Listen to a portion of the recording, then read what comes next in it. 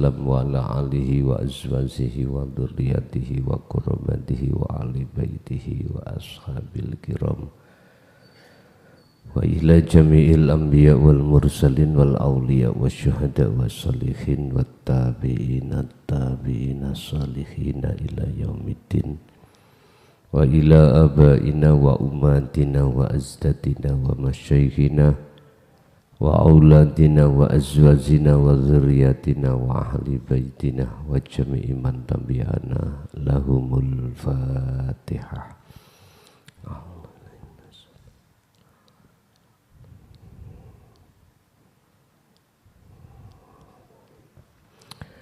Bismillah, alhamdulillah, la khawla wa la quwata illa billah. Asyhadu an la ilaha illallah wa asyhadu anna Muhammadan abduhu wa rasuluh. Allahumma salli wa sallim wa barik alaihi wa ala alihi wa ashabihi ajma'in. Rabbi israh li sadri wa yassir li amri wa hlul 'uqdatam min lisani yafqahu qawli. Sadaqallahul azim. Amma ba'd.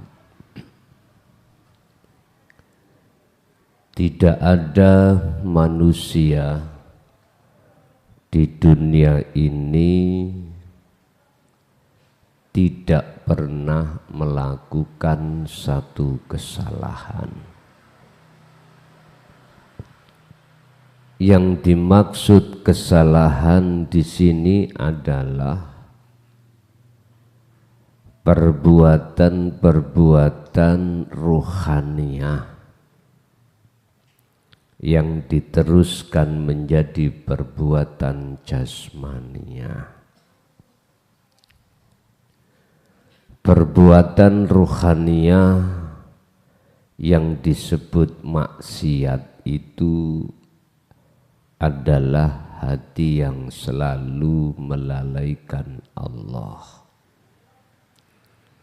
Perbuatan kesalahan jasmaniyah yang disebut maksiat itu melanggar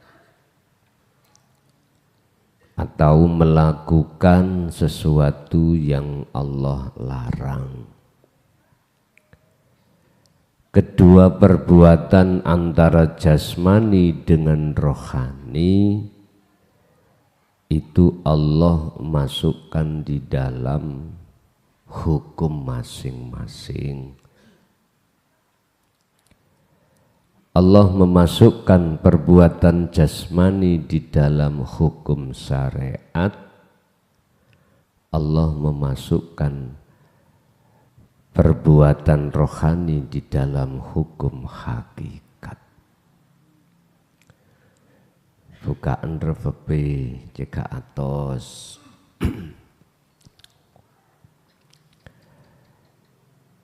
Lah, dengan begitu maka di dalam Surat Al-Ma'idah ayat 39 Allah sampaikan, janganlah kau berkecil hati andai dosa kesalahanmu itu setinggi langit. Janganlah kesalahan yang sering terjadi di dalam hatimu menjadikan hatimu itu keluar dan putus asa dari rahmat Allah. Jangan. Ini perbuatan maksiat rohani, apalagi perbuatan jasmani. Wong perbuatan rohani saja itu masih ada harapan, apalagi perbuatan jasmani. Allah akan mengampuni atas segala apa kesalahan-kesalahan yang dilakukan oleh rohani sepanjang rohani mau bertobat terhadap Allah. Oleh sebab itu, sebagai hujah dan dasar terhadap kita yang sudah terlalu bertumpuk dosa rohani, janganlah Anda berkecil hati untuk dimaafkan Allah. Bismillahirrahmanirrahim. Faman taba, faman mongko utawi sapane wong iku taba gelem bertobat.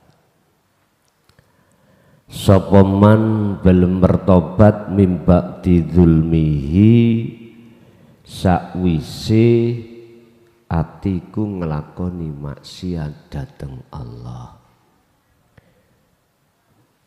Jenengan kalih kula niki maksiate ati ku ora kena diitung ya.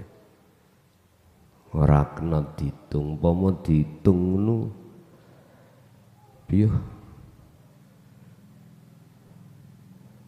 mboten apa, mboten kober sampean mangan mboten kober.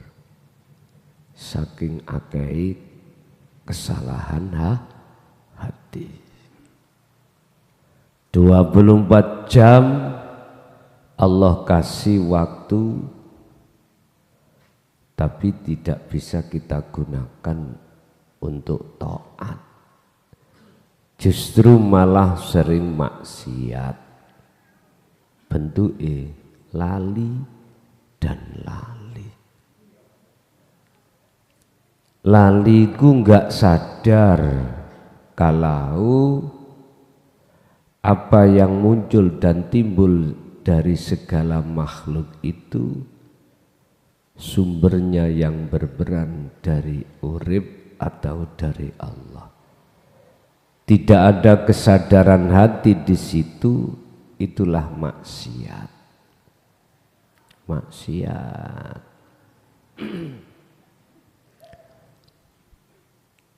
Sehingga seluruh perbuatan yang kita lakukan itu masih karena di luar karena Allah. Di luar karena Allah. Kuwi mang nyoblos jagung sebabnya apa kok gak pari? Oh, jagung sing ngekeki dhuwit. Lah ngoten ta? Wis gak karena Allah wis.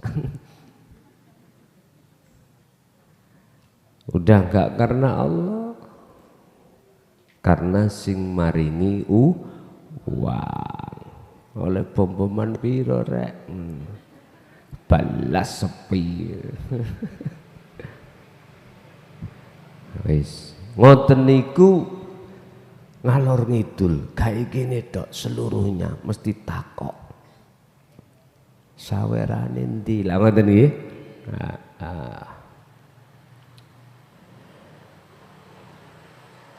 Mana dikatakan sebagai lillahi ta'ala, makanya ada yang tanya, Gus umpama kula jagung kei kula dhuwit, pari gak ngasih uang, kula nyoblos pundi? Katanya nek nyoblos jagung karena uang, kalau pari iku gak karena uang. Lah sing bener ya napa? Kula ngomong momen nek wis barahe. Ngoten. Ngenten lho. Dikatakan karena Allah bah ada secara fisik bah apakah itu ada uang atau tidak uang?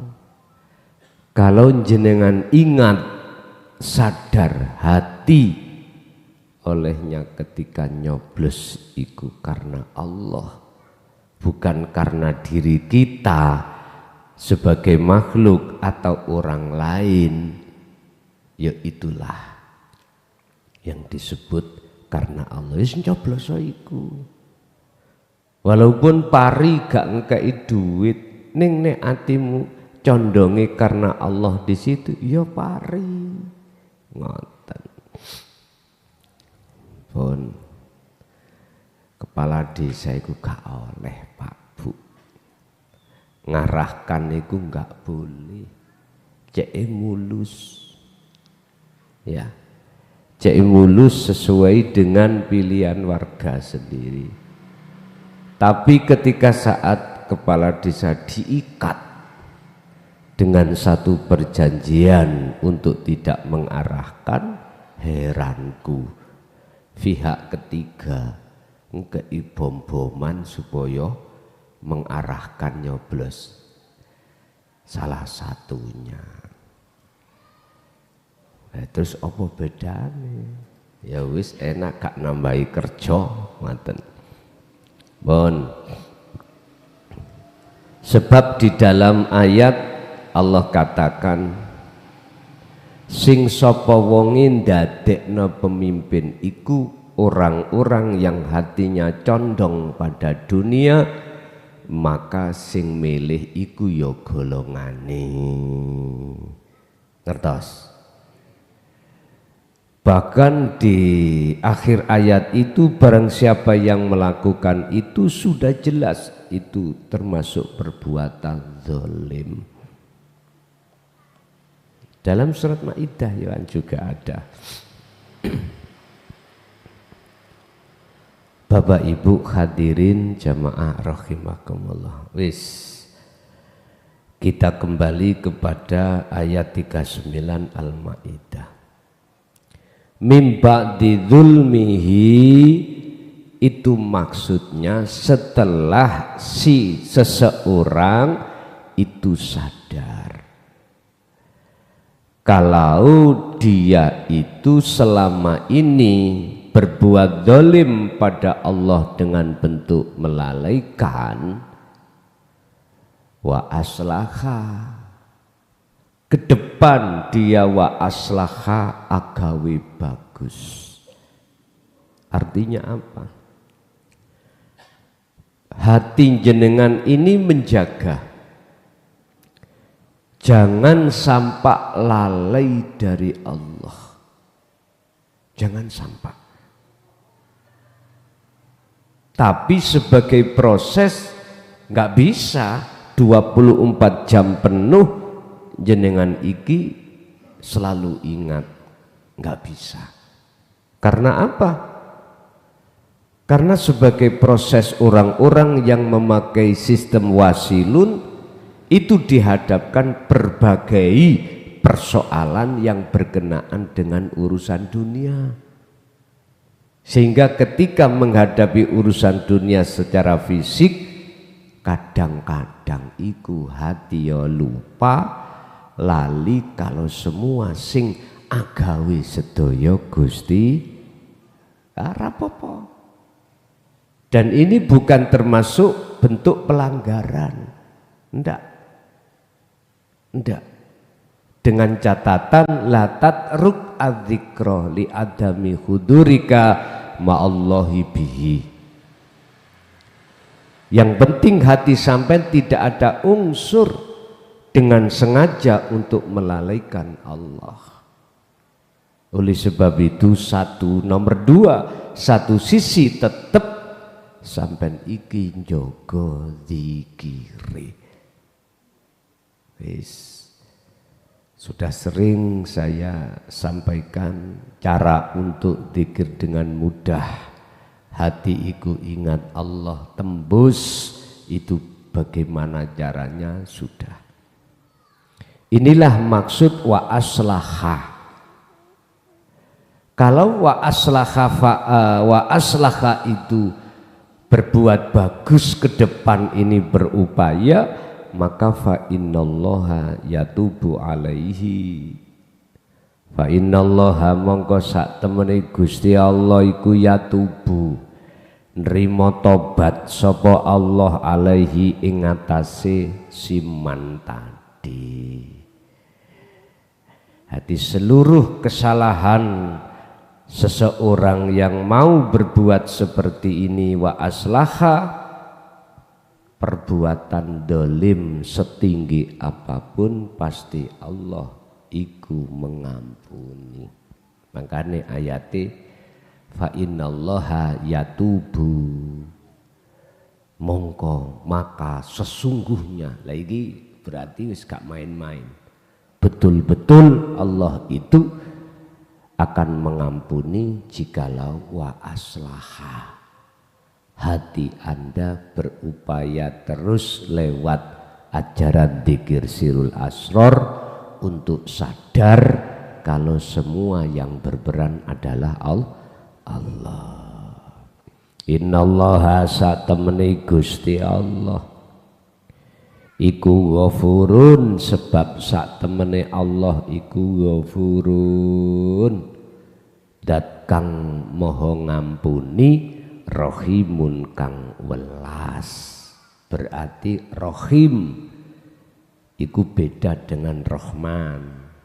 Kalau rohman iku urusan syariat, kalau rohim urusan hakikat. Rohim urusan ruhaniyah sampean iku akan dijaga oleh Allah dari kepentingan hawa nafsu. Kesimpulannya,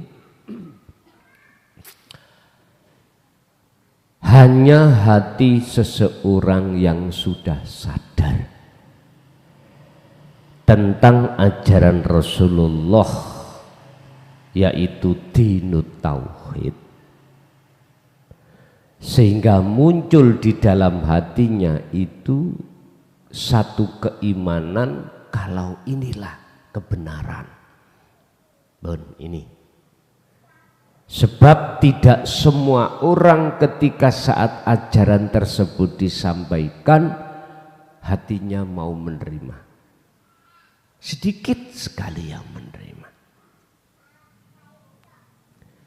Kalau seseorang itu sudah ada di titik ini, maka mesti dia sudah merasa dan sadar kalau selama ini kita bentuknya lalai pada Allah, itu perbuatan yang dolim. Subhanaka inni kuntu minadz-dzalimin. Kalau seperti itu maka wa aslaha, otomatis Allah akan menggerakkan hatimu ke depan sampai akhir hayat itu selalu ingat pada Allah. Itu pasti. Jikalau wa aslaha itu sudah terjadi pada diri Anda, maka fa innallaha yatubu, dan sesungguhnya Allah itu pasti akan mengampuni segala kesalahan dosa-dosa yang telah dilakukan oleh rohani. Otomatis jasmaniahnya pun molimo akan terampuni. Wong rohani sirik diampuni kok, apalagi yang selain sirik berbentuk molimo. Ngerti molimo ya? Mo iku ya limo ya limo. Jadi perbuatan molimo yang selalu dilakukan tiap hari. Makanya molimo, perbuatan limo itu sing dilakukan terus menerus. Iki ya diampuni Allah. Sekarang yang kedua, tetap jagalah wa aslahaniki. Perbuatan ke depan untuk hati senantiasa jenengan iki selalu ingat pada Allah. Berarti kuncinya faqadis tamsaka bil urwatil wuthqa lam fisamalah, pegang teguh tali Allah ini. Pun ada pertanyaan, monggo.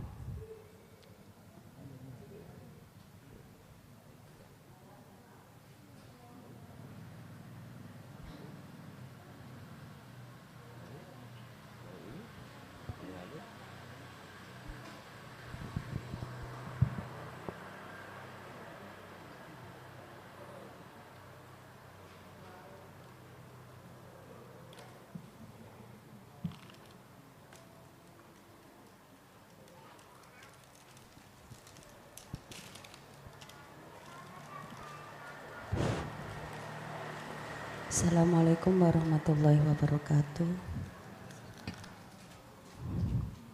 Ustadz pada tanggalat agak dikerasne titik. Ketika kita mengalami nopo masalah ingkang boten nyenengaken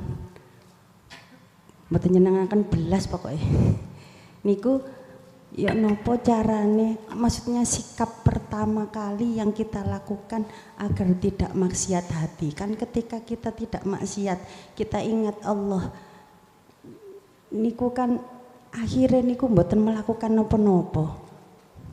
Terus untuk mengatasi masalahnya niku dos pundi nggih Ustaz? Napa mendel mawon tayak nopo nggih? Terus mergine niki kosong ya. Niku pertanyaan ingkang pertama. Ingkang kedua, ketika niku dzikir sirul asror niku dilampahi, kok ketingale sedaya niku dadose Gusti Allah nggih. Perwujudan Gusti Allah. Tapi terus napa salah napa bener nggih? Mboten enten jalan, mboten enten estri berarti nggih. Mboten enten baik, mboten enten buruk. Kalau semuanya kita terpusat pada Allah kan mboten enten napa-napa asline. Nggih. Terus niku bener napa salah? Kula nyuwun petunjukipun, matur sembah nuwun. Assalamualaikum. Waalaikumsalam. Allah pasti menghadapkan segala macam perkara yang semuanya itu sebagai fitnah atau ujian. I'lamu, ngertiya sira kabeh menungso, annama amwalukum, sak temene pira-pira anak, wa amwalakum, sak temene pira-pira harta benda, wa auladukum, lan pira-pira anak iku fitnatun, ujian. Di dalam masalah harta benda dan anak, mesti di situ Allah menyelipkan perkara yang tidak manusia sukai. Bagaimana pertanyaannya kita mensikapi hal itu biar tidak berbuat zalim pada Allah hati ini? Apa yang langkah harus kita ambil? Pertama, wa anibu ila rabbikum, kembalilah dulu hatimu pada Tuhanmu. Kalau kita tidak bisa tahu caranya kembali, ya nggak bisa. Walaupun ayatnya itu bentuk amar perintah untuk kembali, sampai kapanpun tidak bisa kembali. Nggak bisa. Siapa golongan yang tidak bisa kembali kepada Tuhannya? Itulah golongan hati yang selalu mengikuti seruane nafsunya sendiri. Apa seruannya nafsu?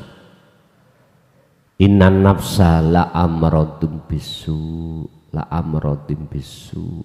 Sesungguhnya nafsu itu condong menjongkrokkan, menjerumuskan hatimu untuk lalai pada Allah. Disuruh untuk ngaku-ngaku bahwasanya munculnya masalah itu dari makhluk. Inilah hati yang dolim. Ini bagi orang yang tidak tahu caranya untuk wa anibu ila rabbikum, kembali kepada Tuhan. Nggak bisa. Nggak bisa. Bagaimana mungkin dia bisa kembali, lah wong ajarannya untuk kembali dia tolak. Walladzina kafaru bi ayatillah waliqaihi, dan orang-orang yang ngingkari dari ajaran dinut tauhid otomatis ngingkari dia bertemu terhadap Allah, berarti nggak bisa. Tapi bagi mereka yang menjadi mafhum mukhalafah, kebalikan daripada ayat ini, bukan waladina kafaru tapi waladina amanu, percaya, maka dialah golongan yang bisa kembali. Otomatis dalam hatinya selalu berkeinginan untuk selalu bertemu Allah, yaitu ingat tadi. Pertama, langkah yang harus jenengan lakukan adalah wa anibu ila rabbikum, kembalilah kau pada Tuhanmu. Caranya hati jenengan harus ada satu kesadaran kalau itu datangnya dari Allah. Masalah bukan dari makhluk, masalah itu datangnya dari Allah. Barang siapa yang hatinya bisa memandang yusyahid annal fa'ilahu wallahu ta'ala, pasti tentram. Barang siapa yang hatinya bisa memandang di balik semua masalah itu ada wujudnya Allah, maka pasti hati tersebut tentram. Setelah itu wa aslimulahu, setelah kau kembali otomatis segala masalah itu kau serahkan datang Gusti Allah. Iku wa aslimulahu, bentuk jenengan iki pasrah datang Allah seperti itu. Apakah kita diem aja secara dohiri? Tergantung Allah, tergantung. Ada kalanya dohir jenengan disuruh bicara, bertindak, ada kalanya tidak. Tapi yang jelas hati wajib diem. Hati wajib diem supaya hati iki istiqomah tumak ninah bertemu Allah. Itu yang pertama. Kedua, kalau jenengan ini sudah ditarik Allah di dalam alam keahatan, memang benar. Semua apapun yang tadinya kita terka iku wujudnya makhluk, itu bukan. Itu nyata wujudnya Allah. Lah yang mengatakan wujudnya Allah itu siapa? Dirinya sendiri yang sudah diakad. Dirinya sendiri, bukan orang lain.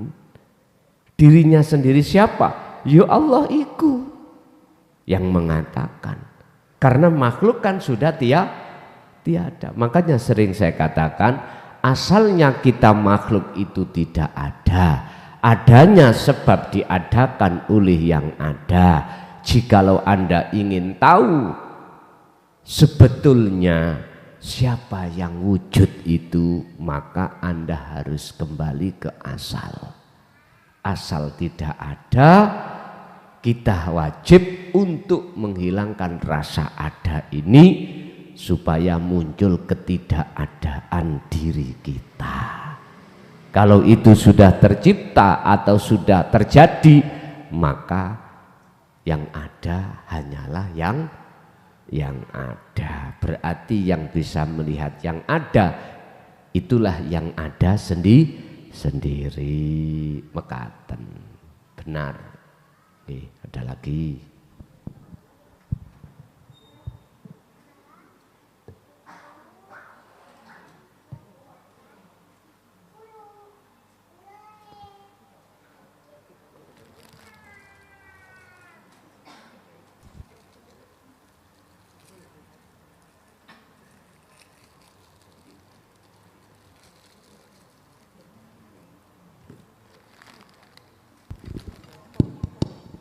Assalamualaikum warahmatullahi wabarakatuh. Mau menanyakan tentang mimpinya suami nih Gus. suami bermimpi ada orang menggali kuburan dan beliaunya masuk ke dalam liang kubur, tapi beliaunya itu merasa ketakutan, sadar ketakutan. Apa itu? Waktu masuk ke liang kubur itu baju sudah tidak pakai baju, bajunya dilepas semua. Habis gitu ada rasa ketakutan, beliaunya naik lagi. Sudah seperti itu mimpi beliau. Itu artinya apa, Gus? Dah. Wassalamualaikum warahmatullahi wabarakatuh. Waalaikumsalam warahmatullahi wabarakatuh. Kadang Gusti Allah menyadarkan hambanya, hati hambanya itu berbagai macam cara. Berbagai macam cara Allah itu membuka pintu rahmatnya terhadap hambanya, bisa jadi lewat mimpi. Artinya apa? Dalam mimpi tersebut itu Allah masih memberikan satu kesempatan pertama. Dalam hidup ini lekaslah kau untuk kembali pada Tuhan. Lekas sebelum tiba waktu yang mesti terjadi itu. Wis iki secara syariati. Cara hakikate wajib bagi seluruh manusia mestinya menafikan keakuan diri sebelum datangnya hari-hari pasti itu terjadi.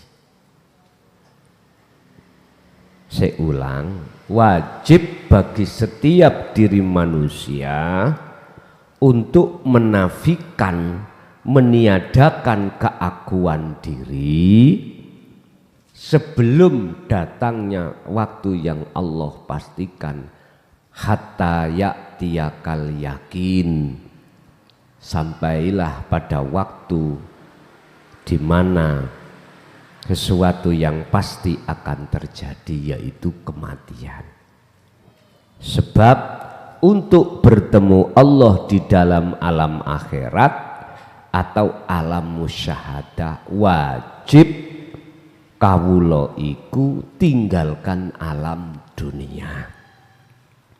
Ya sekarang ini berarti harus meniadakan iman atau rasa bahwasannya segala hal perkara apa yang tadinya itu dari makhluk sumbernya ditiadakan itu semuanya. Hati harus beriman atau merasakan atau menyadari sumber semua dari Allah. Itu minangka pitutur khusus datang suami secara pribadi, secara umum ya juga bagi kita semuanya. Mekaten. Masih ada?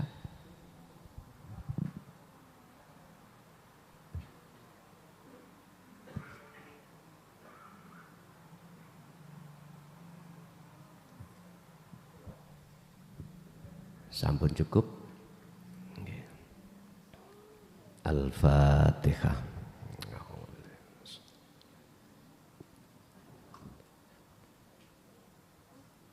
Akhirul kalam. Assalamualaikum warahmatullahi wabarakatuh.